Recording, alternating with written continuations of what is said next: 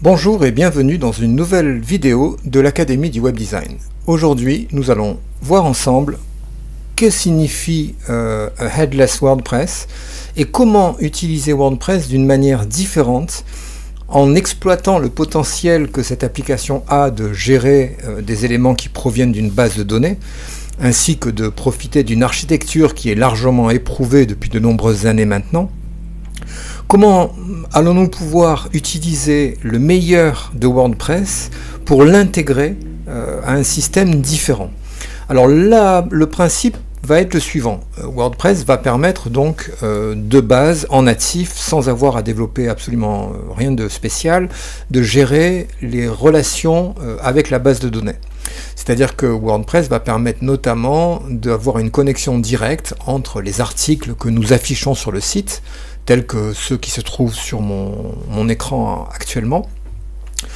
Lorsque l'on va créer des pages, lorsque l'on va créer des contenus sur Elementor ou sur autre chose, ces données-là vont être stockées en base de données. C'est-à-dire que si nous allons voir dans la base de données, ici, donc je prends la base qui est utilisée par mon installation WordPress, je vais avoir un certain nombre de tables que l'on va retrouver, qui sont des tables qu'on retrouve toujours dans une installation WordPress. Alors il y aura évidemment plus ou moins de tables suivant le nombre de plugins que j'aurai d'activer, mais globalement les tables standards que toute installation de WordPress partage sont les tables des articles, wp_post, les tables des options.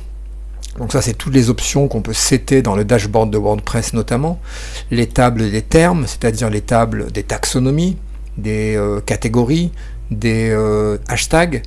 On a également les tables des utilisateurs. Bref, on a un ensemble de tables qui coexistent au sein d'une installation WordPress, et les mécaniques pour accéder à ces tables, enregistrer un nouvel article, associer un article à une taxonomie existante, à un terme de taxonomie, tout ça existe déjà dans WordPress. Donc l'idée, finalement, ça serait de voir comment, si on ajoute à ce WordPress une extension comme JetEngine par exemple, qui nous permet donc de créer des custom post types complémentaires, d'ajouter des méta fields complémentaires à des types existants. Comment est-ce qu'on pourrait utiliser ces fonctionnalités-là pour créer d'une part la structure base de données, la structure back-office avec WordPress, en ayant des outils qui sont quand même de haut niveau, hein, puisque je rappelle que tout ce qu'on fait ici via JetEngine ou via ACF ou via d'autres systèmes, on peut faire la même chose avec du code PHP, sauf que c'est quand même beaucoup plus compliqué. Donc l'idée serait de dire, par exemple, si je crée un nouveau post type que j'appelle test, ici par exemple, est-ce que je n'aurais pas possibilité de pouvoir y accéder via une autre application? Alors la démonstration que je vais vous faire, c'est avec donc avec VS Code. J'ai créé une application Laravel. Donc Laravel, je le rappelle, c'est un framework de développement PHP, donc qui fonctionne très bien. Enfin moi, en tout cas je trouve, il fonctionne très bien, on peut créer beaucoup de choses, mais quand on travaille avec Laravel, eh bien en fait on travaille à partir de zéro, donc on doit créer absolument tout, les champs en base de données, les contrôleurs pour récupérer les modèles, etc. etc. Donc c'est quand même un travail de longue haleine.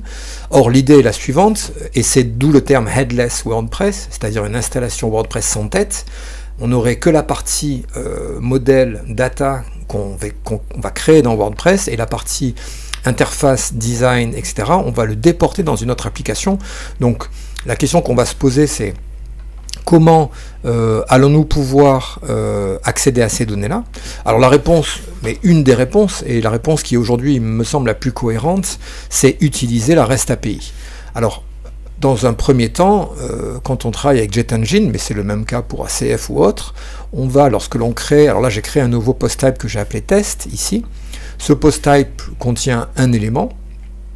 Alors je vais modifier cet élément. Donc j'ai créé dedans deux champs, un champ myfield que j'ai appelé donc myfield, un champ supplémentaire que j'ai appelé 2, avec deux textes différents, et puis ici un titre, donc dans mon CPT, hein, donc je vais appeler ça mon premier élément. Je mets à jour, voilà. Alors quand on retourne dans le back-office et qu'on va dans la partie JetEngine post types ici, on va retrouver le post type qu'on retrouve ici dans le back-office, test.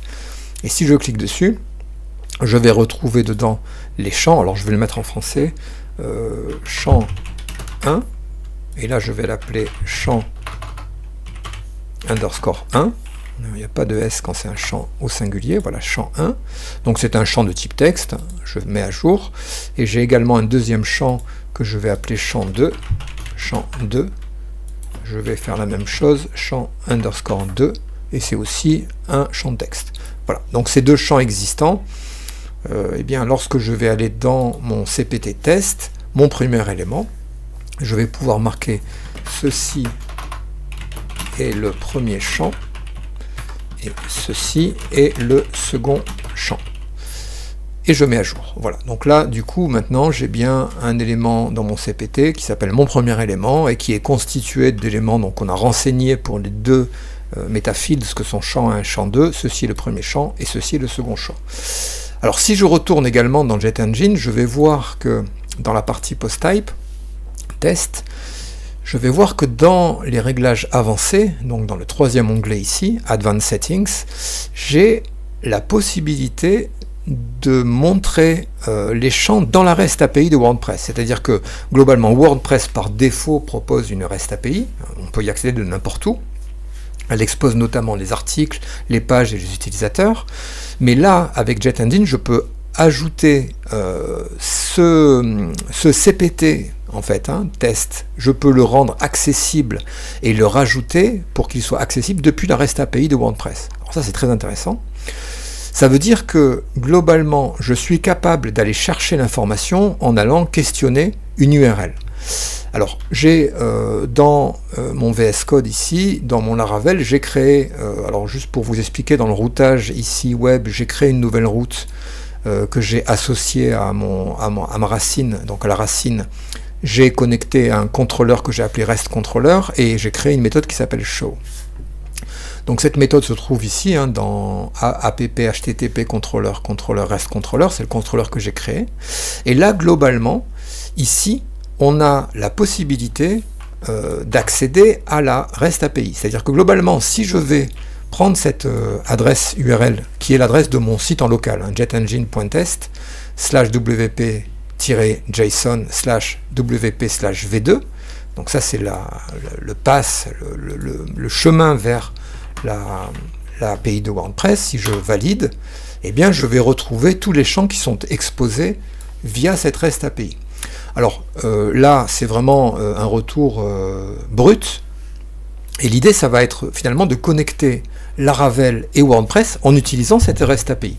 Alors pour le faire c'est relativement simple, puisque pour pouvoir accéder à cette REST API, ce qu'on va faire c'est que je vais utiliser donc ici le pass vers la REST API, et ensuite comme j'ai exposé mon CPT, mon Custom Post Type Test, et bien en rajoutant test derrière, je vais pouvoir accéder aux informations. Donc si je rajoute ici test, qui est le nom de mon CPT, test, on voit que le système me renvoie donc une chaîne JSON qui contient toutes les informations de mon custom post type. Alors notamment, si je retourne dans mon post type ici, donc post type, j'ai un champ underscore 1 et un champ underscore 2. Donc si je fais une recherche ici, champ underscore 1, on voit qu'il est ici, avec le contenu donc qui est retourné, ceci est le premier champ, et je vais également avoir un champ underscore 2.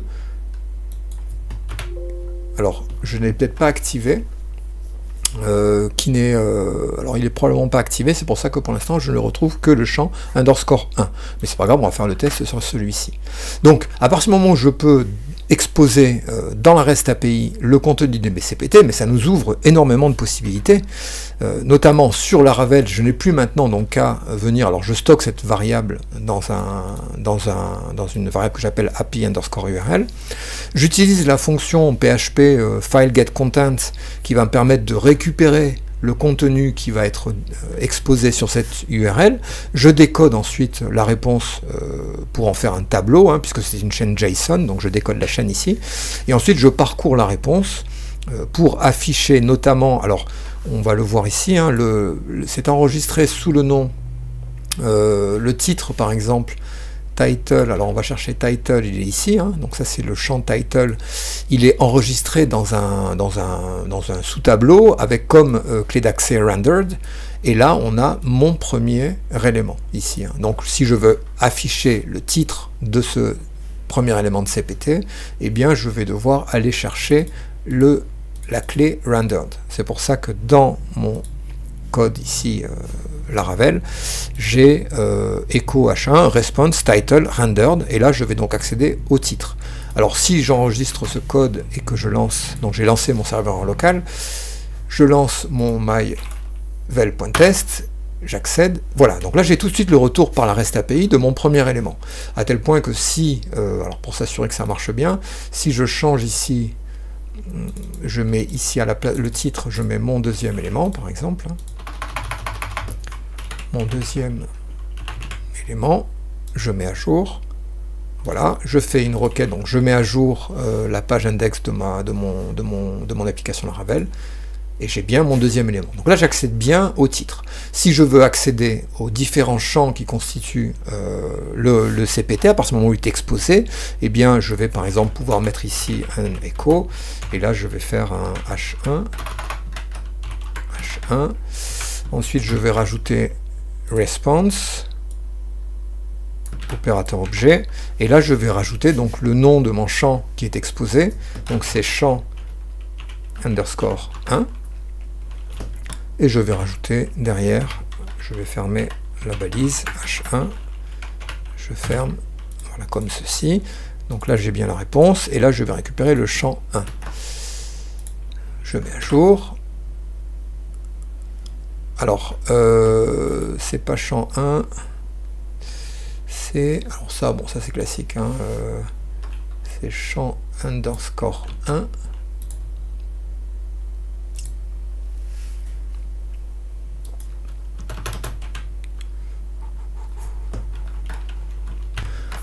Voilà, donc je reprends, donc pour récupérer, alors il est exposé dans une clé qui s'appelle meta, donc pour récupérer le contenu d'un champ, ben, je vais faire response opérateur objet, ici.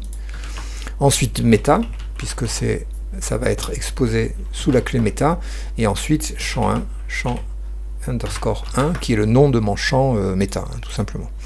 Donc une fois que c'est fait comme ceci, j'enregistre, et je vais m'attendre ici donc à avoir champ 1, ceci est le premier champ, donc là je mets à jour, et j'ai bien ceci est le premier champ, donc si je modifie ceci est un autre champ, je mets à jour, je recharge, voilà, donc j'ai bien accès à l'intégralité des éléments. Alors c'est particulièrement intéressant parce que Headless WordPress, on va utiliser la puissance de WordPress pour venir eh bien, utiliser la simplicité de création de la structure en base de données, de la manipulation des éléments via WordPress, et ensuite on va créer l'interface, on va créer le front office, on va créer le front à partir d'une application Flutter, à partir de Laravel, à partir de ce qu'on veut finalement, et ça c'est particulièrement intéressant. Donc voilà, je voulais vous parler de ça aujourd'hui, donc j'espère que ça vous intéressait. Si c'est le cas, ben, abonnez-vous à ma chaîne, et je vous dis à bientôt pour une nouvelle vidéo de l'Académie du Web Design.